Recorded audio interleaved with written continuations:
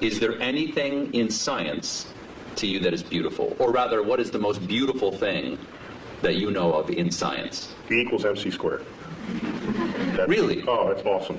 It is. So that equation doesn't just have a great publicist. It's actually... Because everybody knows it, but also everybody knows Coke. You know, it's like the Coca-Cola of science. Yeah, you learn E equals MC squared before you even know what any of those symbols mean. You hear it in elementary school. It's a gorgeous thing. What is beautiful about E equals MC squared? First of all, tell everybody what all the pieces mean. Well, E stands for energy, M is mass. C squared is just the speed of light squared. That's just, ignore that for the moment. The thrust of that equation is that energy and mass are equivalent to each other, which means you can transmute one into the other and back. What makes it extraordinary is that hardly ever happens in our everyday lives, yet it's going on all the time in the rest of the universe. And so we're in this little pocket where E equals MC squared is not visible. It's not visible. It's not happening in our lives. No. But if it did, the world would be really different. Light coming from that bulb would all of a sudden pop into a particle, and the particle would combine and pop back into light again. Would it hurt? It can, yeah. It would sterilize you. There's a lot of, the kinds of particles that would do that they would sterilize you, yeah.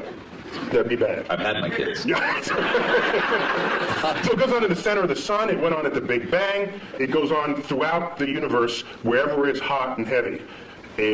That's what... Well, what is beautiful about it to you? It's simple. It's simple, yet it accounts for hugely complex things. And for me, that is where the beauty lies in the truth. No. If I had to give you a complex theory to understand a complex phenomenon, send me home. Because what's the point?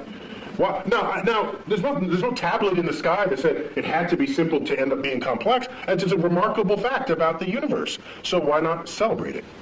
The fact that pi, right?